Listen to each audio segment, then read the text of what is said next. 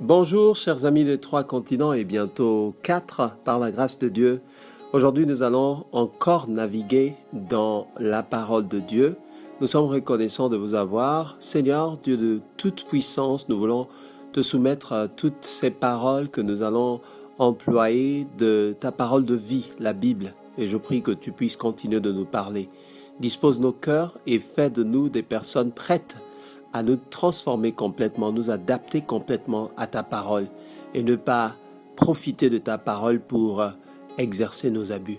Que toute la gloire te revienne, viens régner au milieu de nous, au nom de Jésus. Amen.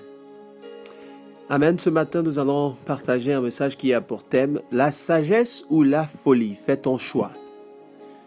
Ceci vient atterrir une série que nous avons commencée depuis un peu moins de 2 mois sur Matthieu chapitre 7, le sermon sur la montagne.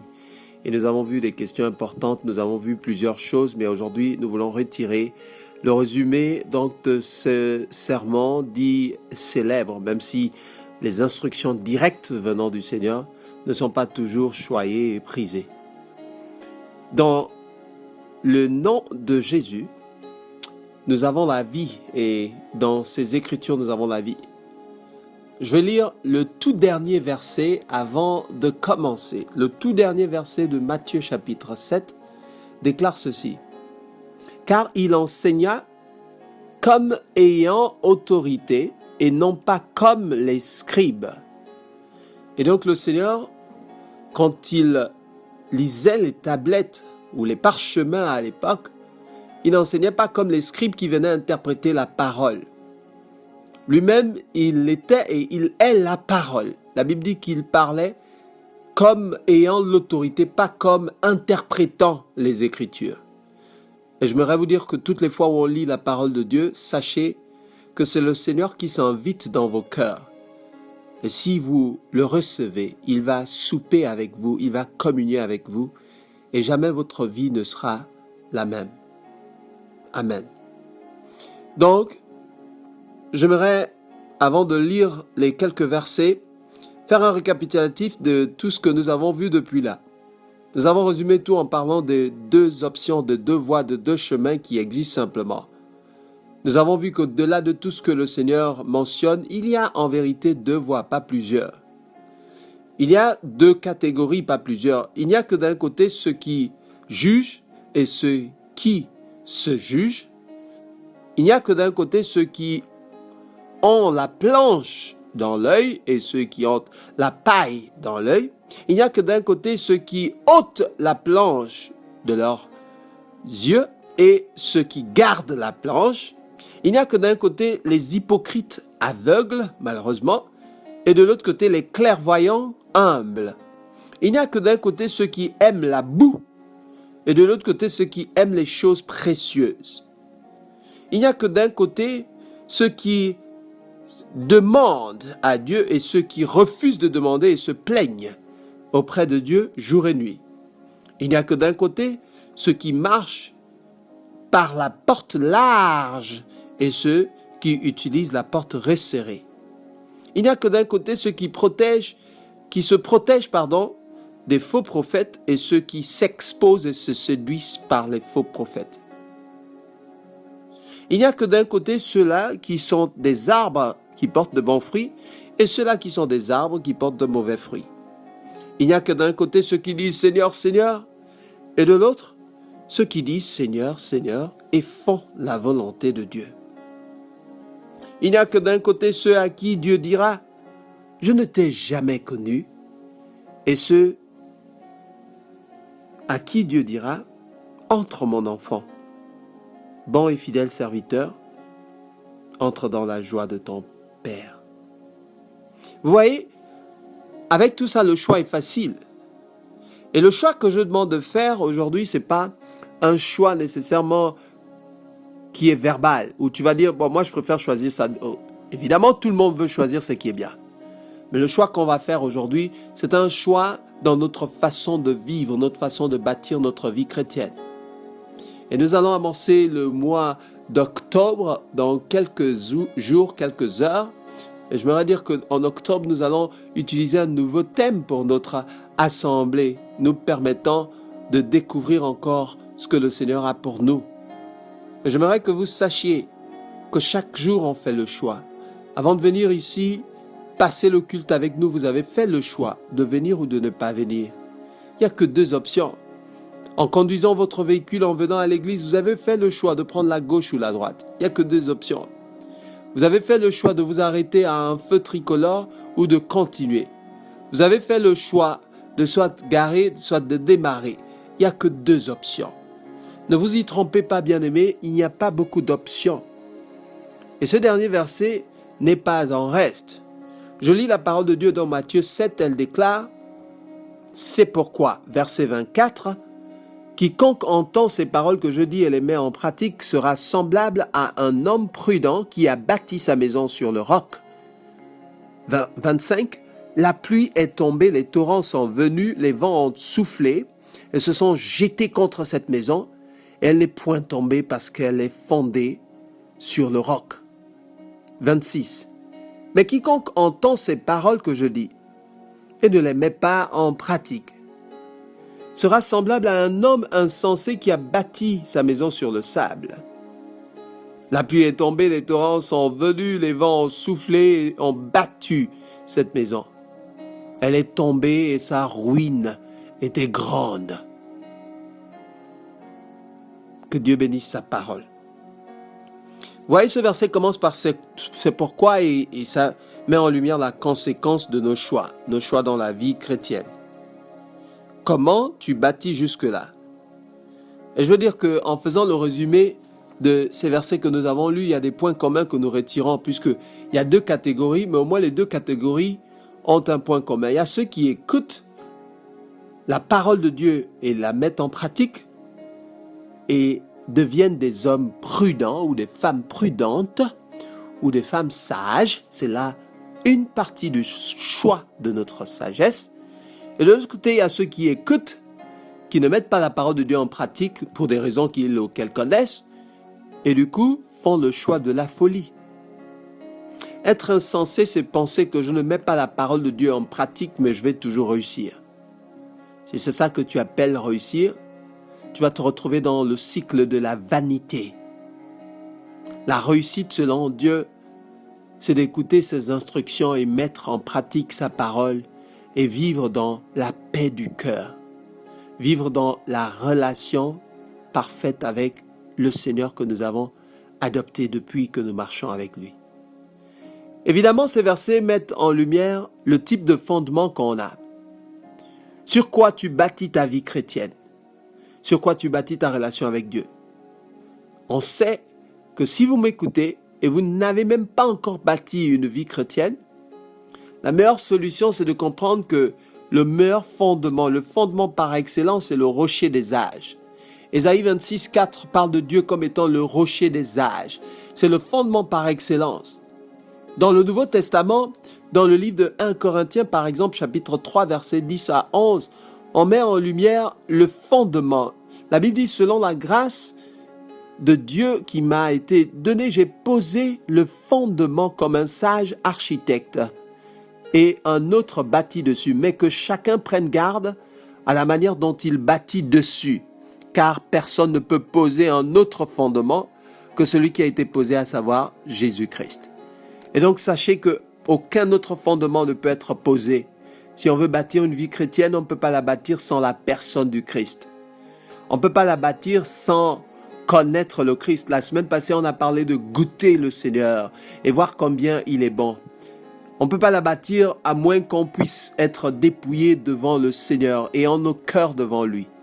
Et disant, Seigneur, j'ai besoin de toi. On ne peut pas la bâtir si on ne réalise pas que on ne peut pas, on est au contrôle de notre vie et on a besoin de laisser le contrôle et faire en sorte que le Seigneur prenne le contrôle de nos vies. Ce que ça veut dire en pratique, c'est de lui faire confiance dans les moindres décisions, les détails de nos vies. C'est ce qui prouve à qui tu appartiens. Si tu appartiens à Christ, bâti sur le fondement qu'il est. Et bien entendu, pour revenir sur Matthieu 7, la Bible parle du roc. La Bible parle du roc et du sable comme deux types de fondements. Et ce du peuple qui écoutait la parole de Dieu en ce temps-là, du sermon sur la montagne, au 1er siècle, le Seigneur parlait à des gens qui connaissaient le contexte parce que il était de Galilée et Galilée c'était une zone montagneuse et entre les montagnes, il y avait des bras de mer ou d'eau qui passaient et qui laissaient le sable entre l'hiver et l'été. Et le sable se posait. Et donc, quand les gens revenaient après ces saisons-là, ils voulaient par exemple construire, ils ne voyaient plus trop les montagnes, mais il y avait beaucoup d'endroits plats. Et tous ceux qui connaissent la construction savent qu'on préfère un endroit plat à un endroit montagneux ou avec une pente. Et c'est ça. Le symbole de cela, c'est que chaque jour, les gens veulent la facilité. C'est bien la facilité, mais la résultante de la facilité n'est pas toujours bonne. Au lieu de creuser jusqu'à atteindre le roc, c'est-à-dire la partie sur laquelle on construisait des maisons durables à l'époque, par exemple le temple de Jérusalem avait été bâti sur un roc solide. Par exemple, les bâtisses d'antan étaient des bâtisses qui ont été tellement solides que jusqu'à présent, vous pouvez voir certaines constructions. C'est pour vous montrer la solidité de la chose. Je veux que tu vois ta vie chrétienne comme cela. Que tu ne cherches pas à bâtir sur le sable. Le sable représente seulement l'amour des louanges, les choses de l'église, l'amour des choses de l'église, le respect des traditions, les dimanches, par exemple une tradition, prier avant de dormir. Tu sais faire ça. Tu connais tout ce qui est autour du Seigneur. Mais tu n'es pas venu à la personne du Seigneur. Tu n'es pas venu avec 1. Repentance et 2. Obéissance, qui sont les synonymes du mot roc. Quand on marche avec Dieu, on peut décider de bâtir seulement sur l'amour des choses qui se font dans l'église, ou on peut décider de bâtir sur la repentance et l'obéissance. Toutes les fois où la parole de Dieu sort, elle nous confronte. Et si on est honnête, il y a des parties de nos vies à changer, ou pour ne pas dire toute notre vie. Si on constate cela, on vient humblement devant le Seigneur et on se repent. Quand on se repent, on trouve la main de Dieu, la bénédiction du Seigneur, la relation avec lui et la croissance spirituelle. Si vous voulez, ce verset a été mieux explicité parlant du roc en question, du fait qu'il fallait trouver le roc pour mieux construire. Ça a été mieux explicité dans le livre de Luc. Et ce que j'aime dans la version de Luc, c'est le même verset. Dans la version de Luc, Luc était un docteur en médecine qui en même temps suivait le Seigneur, un disciple du Seigneur, et qui avait donc relevé les faits d'avec le Seigneur. Et comme il était déjà scientifique, il a des versions un peu plus clarifiées, un peu plus, si vous voulez, un peu plus détaillées. Et c'est par exemple sur la base du livre de Luc que beaucoup de gens ont fait le film de la vie du Seigneur Jésus. Qu'est-ce que Luc dit sur le même verset? Regardez, Luc chapitre 6, verset 48. La Bible déclare: « Il est semblable à un homme qui, bâtissant une maison, a creusé, virgule, creusé bien avant, virgule, et a posé le fondement sur le roc. » Voyez, pour m'arrêter par là, la suite dit évidemment que la maison n'est point ébranlée. Mais pour m'arrêter par là, sachez que lorsqu'on veut bâtir sur le roc, on creuse et on creuse et on creuse et on creuse. Beaucoup de gens veulent faire monter les murs de leur vie chrétienne, mais n'ont pas encore creusé. Tu ne peux par exemple pas marcher, venir au Seigneur et puis penser, prendre ton passé avec toi, prendre tes traditions avec toi, prendre tes préjugés avec toi, prendre ta façon de penser avec toi. Le mot repentance même veut dire changer de façon de penser. Et si toi tu n'as pas encore changé de façon de penser, tu n'as pas creusé pour atteindre le roc et tu n'as pas choisi la sagesse mais la folie. En creusant, tu fais tomber plusieurs choses. Je vais lire un passage qui va nous expliquer ce qu'on fait tomber lorsqu'on creuse et qu'on creuse et qu'on creuse. C'est dans Marc. Je lis dans Marc chapitre 7, versets 6, 7 et 13. La Bible dit, Jésus leur répondit, hypocrite. Ésaïe l'avait bien prophétisé sur vous, ainsi qu'il est écrit, ce peuple m'honore des lèvres, mais son cœur est éloigné de moi. Et c'est en vain qu'il m'honore en donnant des préceptes qui sont des commandements d'hommes. Verset 13 dit, annulant ainsi la parole de Dieu par votre tradition que vous avez établie. Et vous faites beaucoup de choses, d'autres choses semblables. Vous voyez, le Seigneur montre qu'on annule la parole de Dieu. Et donc, toi qui m'écoutes, en ce moment, tu écoutes la parole de Dieu et tu es inspiré, gloire à Dieu. Mais tu sais quoi? Quand tu ne la mets pas en pratique, tu restes dans ta position depuis les 3-5 dernières années, depuis les 6 derniers mois, depuis les 13 dernières semaines, etc. Tu as écouté la parole de Dieu, mais tu n'as pas changé. Parce que tu ne l'as pas mis en pratique et tu es resté dans ta position. C'est ça qui s'appelle les traditions. Et malheureusement, on a toujours pensé que, étant dans la maison de Dieu, de toutes les façons, en écoutant la parole de Dieu, les choses vont changer. Non, en écoutant la parole de Dieu et en la mettant en pratique, c'est là que les choses changent. C'est là que tu choisis la sagesse. Et je vais t'instruire et te recommander vivement ce matin à choisir la sagesse dans ta vie. Oui, c'est vrai, tu vas me dire c'est beaucoup de travail. Mais tiens-toi bien, tu peux rien accomplir de vrai dans la facilité. Il y a une illusion du 21e siècle que je m'aimerais partager avec vous chez les enfants de Dieu, les chrétiens. Si toi tu m'écoutes, tu n'as même pas comme fondement le Seigneur Jésus, tu dois commencer par le fondement d'abord. Viens à lui et comprends maintenant le vrai fondement en lui. Maintenant, si toi tu es en lui, je veux te parler de l'illusion du 21e siècle, de tous les enfants de Dieu.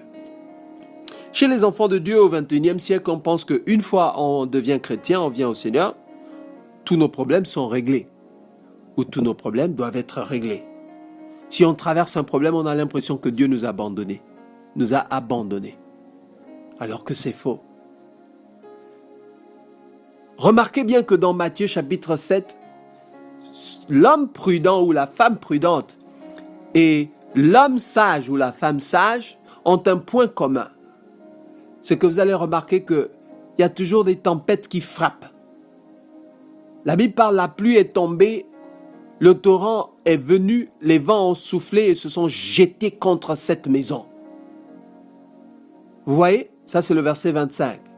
Le verset 27, pour l'homme insensé ou l'homme fou, ou la femme qui choisit la folie, la Bible dit, la pluie est tombée, les torrents sont venus, les vents ont soufflé et ont battu cette maison. Vous voyez les mêmes phrases.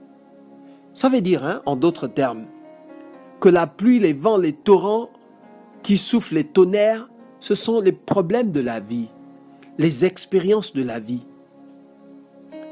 Toi, tu m'entends et depuis que tu es venu à l'église, tu vas de problème en problème, tu te dis, mais maintenant que je suis venu à l'église, c'est même pire. Retourne dans le monde et tu verras que c'est catastrophique. C'est plus que le mot pire. Je ne sais pas si ça existe, mais c'est catastrophique. Et donc moi, je veux t'encourager à faire la paix avec le fait que quand tu as un problème, ne pense pas que tu es différent. Non. Les justes ont des problèmes. Les pécheurs ont des problèmes.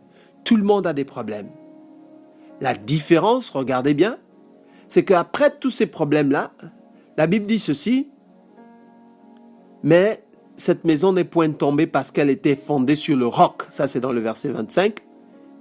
Et chez ceux qui choisissent la folie, la Bible dit, mais cette maison est tombée parce que, et sa ruine a été grande, parce qu'elle est simplement bâtie sur le sable.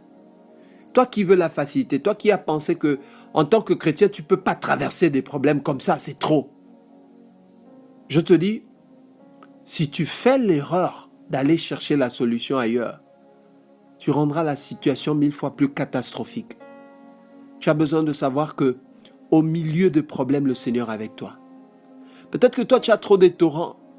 Peut-être que toi, tu as trop de pluie qui tombe. Peut-être que toi, tu as trop de vents qui soufflent dans ta vie. Peut-être que toi, tu étais dans une relation, tu t'apprêtais à te marier et quelqu'un t'a vraiment déçu. Essaie de désengager. Peut-être que toi, tu m'écoutes. Tu as perdu un investissement. Quelque part, tu as investi quelque chose et puis tu as perdu cet argent. Et tu as mal. Tu te dis pourquoi Dieu a permis cela. Peut-être que toi, tu m'écoutes. Tu es dans une famille où on ne reconnaît jamais ce que tu fais de bien. On te voit comme la personne rejetée, qui est un peu en autarcie. Peut-être que toi, tu m'écoutes. Tu étais en amitié avec un certain nombre de personnes qui t'ont abandonné complètement et qui t'ont trahi. Peut-être que toi, tu m'écoutes, tu as soumis ton projet à un mentor sur qui tu comptais. Tu lui as fait confiance et il t'a trahi. Il t'a trahi ouvertement. Peut-être que toi, tu m'écoutes au travail, ton patron ne reconnaît jamais ce que tu fais. C'est comme s'il a un problème avec toi. Il reconnaît pour les autres, mais pas toi. Peut-être que toi, tu m'écoutes et tu pries pour une situation, tu as une maladie dans ton corps. Et jusqu'à maintenant, tu n'as pas trouvé la guérison et tu as mal. Tu as mal. Toutes les fois que tu y penses, tu dis, mais Seigneur, pourquoi tu permets cela? Si c'est toi, sois rassuré. Si ta maison est bâtie sur le roc, si tu creuses, à la fin, tu ne vas pas tomber. À la fin, tu sortiras tête haute. Vous connaissez tous l'histoire de Job qui a tout perdu en un clin d'œil. Vraiment tout perdu. Je connais aucun homme dans ma vie que je connaisse directement qui a perdu tout en un clin d'œil comme Job. Les enfants sont morts, ses filles et ses fils sont morts, sa richesse, ses investissements ont été brûlés, détruits, volés en un clin d'œil.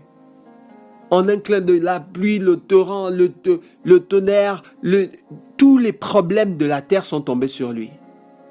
Et pour couronner le tout, sa femme sur qui il comptait lui a dit « Maudis ton Dieu et meurs. Ça ne va pas, mon frère. » Ses amis sur qui il comptait, ses 3 amis proches, sont venus et ils ont dit que non, tu as fait certainement quelque chose de mauvais contre Dieu. Les gens interprètent. Ta situation que tu traverses est interprétée par tout le monde dans ton quartier. Les gens disent, mais pourquoi ça arrive pas aux autres, il n'y a que toi, tu as fait quelque chose contre Dieu. Si tu peux tenir ferme sur le roc, à la fin, ta vie chrétienne ne va pas tomber en lambeaux et en déception. Écoute-moi. Écoute la parole de Dieu. Creuse jusqu'à trouver le rocher. Creuse jusqu'à trouver le roc et construis ta vie chrétienne. En creusant, tu sais ce que tu enlèves? Tu trouves les obstacles. Tu trouves les sachets, tu trouves le sable, tu trouves la terre molle, tu continues de creuser. Ça, c'est physiquement. Spirituellement, vous savez ce que ça représente? Quand on creuse, on fait tomber les traditions humaines. C'est ce que je viens de lire. La tradition qui t'empêche à écouter la parole de Dieu.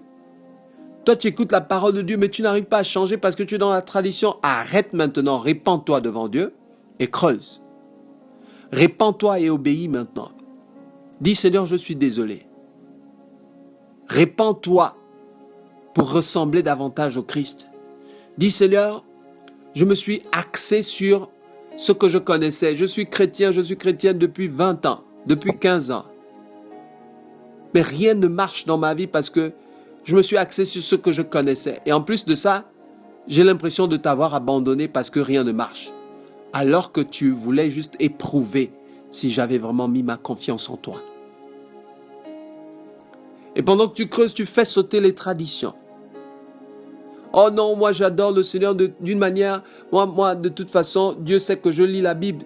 Toi, tu pries le matin, tu pries le soir avant de dormir. Tu n'insultes pas les gens, mais tu ne vas pas à l'église, par exemple. Et c'est devenu une tradition pour toi.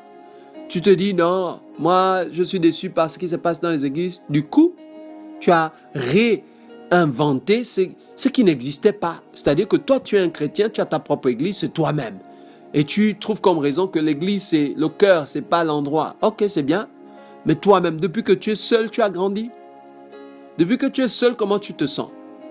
Je n'ai jamais vu un homme isolé. Le Seigneur parle d'une brebis qui se détache. Elle est en danger. Et le Seigneur vient vers toi avec amour pour chercher à te sauver. Sache-le. Creuse, creuse, creuse et fais tomber ces traditions. Écoute la parole de Dieu. Laisse-la te confronter et change. Creuse, creuse, creuse et fais tomber les préjugés sociaux. Toi, tu m'écoutes, tu as des préjugés sur les étrangers qui sont dans ton pays. Quand tu les vois, à chaque fois, tu penses qu'ils sont là parce que c'est des mendiants. C'est comme ça que tu vois les étrangers, où tu vois que de toute façon, ils peuvent pas avoir les mêmes privilèges que toi parce que c'est des étrangers. Non, change ta façon de voir les étrangers. Le Seigneur t'appelle à bien traiter les étrangers parce que tu sais, ils n'ont personne, ils n'ont que Dieu. Si tu les traites mal, Dieu va se fâcher contre toi. Toi, tu as des appréhensions, tu as des préjugés sociaux contre les pauvres. Les gens qui n'ont pas d'argent comme toi, qui n'ont peut-être pas la même situation que toi, qui te demandent de l'aide à chaque fois. Tu fermes la porte à ces gens. Et tu te dis, non, ils abusent quand même. Moi aussi, j'ai subi ça et tout ça. C'est des préjugés que tu as et tu ne veux pas entendre quoi que ce soit. Fais tomber cela. Arrête ces préjugés sociaux. Toi, tu as des préjugés où tu as une manière de voir les autres religions. Par exemple, si quelqu'un est catholique, toi, dans ta tête, il ne peut pas recevoir la faveur de Dieu. Qui t'a dit ça? Le Seigneur ne t'a pas appelé à juger qui que ce soit. Souviens-toi au début du verset du chapitre 7, la Bible dit ne jugez point afin que vous ne soyez point jugés. Qui t'a déclaré juge sur les religions? Prêche l'évangile, prêche le Christ, point barre. Ne prêche pas une religion. Toi, tu as des préjugés dénominationnels. Si quelqu'un est d'une autre religion, pour toi, il est directement condamné. Tu connais son cœur? Tu sais s'il est en train de chercher Dieu dans la vérité? Présente à cette personne l'évangile et laisse-la tranquille, prie pour elle. Ne fais pas en sorte de créer une guerre de religion. On n'en a pas besoin. Le Christ n'est pas d'ailleurs venu créer une religion. Il a apporté une séparation entre ce que notre cœur aime tant et lui qui veut avoir la place exclusive dans nos cœurs. Il a apporté l'épée. C'est dans ce contexte. Le Christ a apporté une relation où tu ne regardes pas seulement parce que chaque religion a des traditions.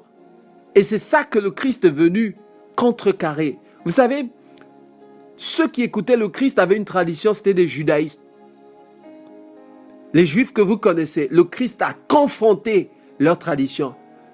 Il a dit que c'est du bout des lèvres que vous faites ça. Vos cœurs sont éloignés de Dieu. Vous savez, vous pouvez même être des églises de réveil. Si vous pensez que c'est une tradition, c'est une religion et vous êtes un chrétien réveillé charismatique qui n'est pas endormi, c'est bien. Mais ça ne vous amène pas au ciel. Vous avez besoin de rencontrer Christ. Qui que tu sois, dans quelque religion que tu sois, écoute la parole de Dieu maintenant. Tu as besoin de rencontrer la personne de Christ. Et voir sa main te délivrer simplement. Et voir sa personne entrer en communion avec ta personne. Et découvrir cette nouvelle relation. Pas une religion. Cette relation avec lui. Où il t'appelle ami, il t'appelle enfant, il t'appelle frère, il t'appelle cohéritier. Creuse, creuse et fais tomber l'incrédulité. Toi, tu ne crois plus à certains concepts bibliques. On parle du pardon, tu te dis, écoute, moi, de toute façon, je peux pardonner à ce niveau. Il y a des niveaux et des niveaux. Et pour toi, c'est une tradition parce que tu as été élevé comme ça. Il y avait des choses que tes parents ne pardonnaient pas. Du coup, toi, tu ne pardonnes pas certaines choses. Le non-pardon, je l'ai dit, est toujours le plus grand péché. Quand tu ne pardonnes pas, Dieu ferme le ciel contre toi. Il ne te pardonne pas. Tu pries matin, midi et soir. Rien à faire. Creuse, creuse, fais tomber cette incrédulité. Toi, tu écoutes la parole de Dieu. Le Seigneur dit, allez prêcher l'évangile aux gens. Toi, tu te dis, non. Ta tradition, c'est de venir à l'église et penser à toi. Seigneur, regarde les problèmes, la promotion, ô Éternel, les enfants. Oh Dieu, amène-moi à un autre niveau que le monde voit. La puissance que tu as déposée dans... Non, tu es trop égoïste. Arrête, c'est pas juste autour de toi. Sors de la tradition, sors de l'incrédulité. Creuse, creuse et enlève cela. Répands-toi et sois obéissant. Va vers l'autre.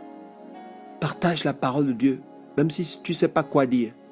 Contacte un frère à l'église, une sœur à l'église qui connaît un peu plus que toi. Dis-lui, je vais aller rencontrer un oncle là, je vais partager un petit quelque chose, la parole de Dieu. Qu'est-ce que je peux dire? Il va te dire, il va t'aider. Sois humble. Enlève l'incrédulité. Toi, tu écoutes la parole de Dieu, on parle de la dîme, l'offrande à l'église. Toi, tu trouves des traditions. Non, moi, de toute façon, comme dans ta famille, la tradition, c'est que les gens ont la main du peigne afro. La main est fermée. Ils ne sont pas généreux du tout. Ils ne peuvent pas apporter quelque chose à leurs voisins. Ils ne peuvent pas faire un cadeau à un inconnu. Mais ils passent le temps à recevoir et demander. Comme beaucoup de pays africains qui reçoivent trop de l'Asie et de l'Europe. On envoie 17 ordinateurs, 435 claviers, 500 fiches USB comme don à une université. Vous êtes content? Oh merci, c'est la coopération japonaise. Toi, tu vas donner, votre État va donner aux autres camps. Sors de cette tradition. Creuse, creuse. Toi, en tant que personne, en tant qu'individu, change ta façon de faire. Dis maintenant, Seigneur, moi, je veux être fidèle dans mes dîmes. Ou, Seigneur, moi, je veux commencer à donner aux gens. Je veux avoir pour réputation de donner aux gens, de ne pas seulement attendre qu'on me donne. Et répands-toi devant Dieu, tu verras. Enfin, ça peut être aussi la rébellion. C'est-à-dire le refus carrément de croire à ce que Christ demande. Luc 6, 46, le Seigneur dit, pourquoi m'appelez-vous Seigneur, Seigneur, et ne faites-vous pas ce que je dis? Arrête maintenant. Fais ce qu'il dit. Fais ce qu'il dit. Creuse, creuse et fais sauter cela. En ceci, tu bâtiras ta maison sur le roc, sur le rocher des âges.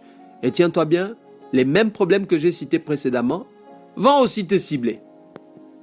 Tant que tu es sur la terre, les problèmes vont arriver. Mais tu connais la différence?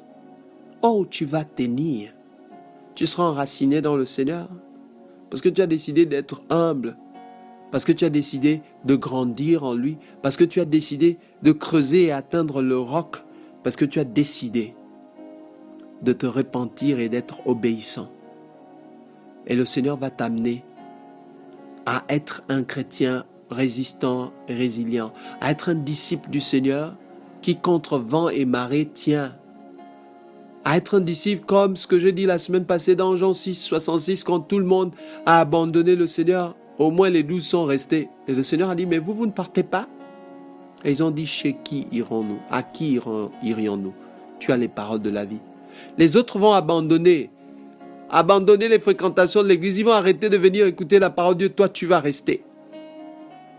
Parce que simplement, tu as passé ton temps à creuser et eux, ils ont passé le temps à vouloir voir vite la maison monter, vouloir s'exposer vite, vouloir vite exposer ton succès, montrer à tout le monde que c'est toi qui as eu la promotion, mettre sur les réseaux sociaux la promotion que tu as eue, tout ce que tu as eu. Tu n'as pas de vie cachée, tu montres tout et tu montres que tu as réussi partout. Mais en fait, ce n'est qu'une maison sur le sable. Le premier vent, le premier problème qui cogne, tu es au sol, en chaos technique. Et tu accuses tout le monde. Accuse-toi toi-même. C'est ton choix. Tu as choisi la folie. Fais ton choix maintenant. Sois sage. Viens au Seigneur et choisis de creuser. Choisis de creuser. Pendant que les gens se réjouissent qu'ils ont terminé la construction de leur maison, leur vie chrétienne. Oh, ceci, oh, moi Dieu m'a béni. Oh, tu as vu mes enfants? Moi Dieu m'a béni. Regarde ma voiture. Regarde ça. Regarde comment j'appuie. Pioup, pioup. Regarde. Tu as vu, moi Dieu m'a béni. Toi, tu creuses.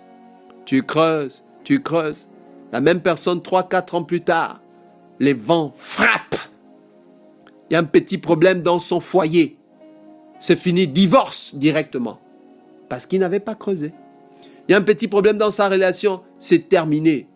Directement, il ne vient plus à l'église. Parce qu'il n'avait pas creusé. Il y a un petit problème dans sa famille, c'est terminé. Directement, il arrête de pardonner tout le monde. Parce qu'elle n'avait pas creusé. Il y a un petit problème dans tes finances, c'est terminé. Moi, j'arrête d'être généreux. Parce que tu n'avais pas creusé. Creuse et fais tomber. Choisis la sagesse simplement. Que Dieu te bénisse, toi qui m'écoutes. Je vais atterrir en disant que, vous savez, quand on est sage, le Seigneur fait de nous des gens influents. Et la Bible nous parle du sage, comment il se comporte. Et peut-être que prochainement j'aurai le temps d'en parler, mais j'aimerais, pour terminer, donner ce verset que j'aime tant. Dans Proverbes chapitre 11, verset 30, la Bible dit ceci. Elle dit, je lis Proverbes chapitre 11, verset 30, « Le fruit du juste est un arbre de vie. Oh, ton fruit est un arbre de vie. Et le sage s'empare des âmes. » Ça veut dire, et le sage gagne des âmes. Regarde, ton fruit, ce qui en ressort quand tu as creusé, tu es un arbre de vie. Et les gens cherchent la vie. Qui veut mourir? Personne ne veut mourir. Vous voyez la voiture arriver, les personnes courent, quittent vite de la route, parce qu'ils ne veulent pas mourir. Personne ne veut mourir. L'instinct de survie le justifie. Mais vous savez quoi? La Bible dit que quand tu creuses, quand tu te répands et tu es obéissant, quand tu mets en pratique ce que tu as écouté du Seigneur, ta vie devient un arbre de vie. Et c'est ton fruit. Et les gens veulent la vie. Et donc ils viennent vers toi. Quand ils viennent vers toi, tu sais ce que toi tu fais? Tu gagnes des âmes pour le Seigneur, dit la Bible. Tu es sage. Et le sage gagne des âmes. J'aimerais que dans cette nouvelle période du mois d'octobre qui va s'ouvrir, que tu te dises, Seigneur, pendant tout le mois d'octobre, je veux prier que par la sagesse que je choisis, que je gagne une seule âme pour toi. Je veux gagner une seule âme, ne serait-ce qu'une seule âme pour toi par la sagesse. Je veux l'avoir assise en train d'adorer Dieu avec moi. Ça va te montrer que tu aurais choisi la sagesse. Que Dieu te bénisse. Ce message n'est peut-être pas populaire, mais il est pour toi. Père, merci. Donne-nous des cœurs de repentance et d'obéissance. Au nom de Jésus-Christ de Nazareth. Amen.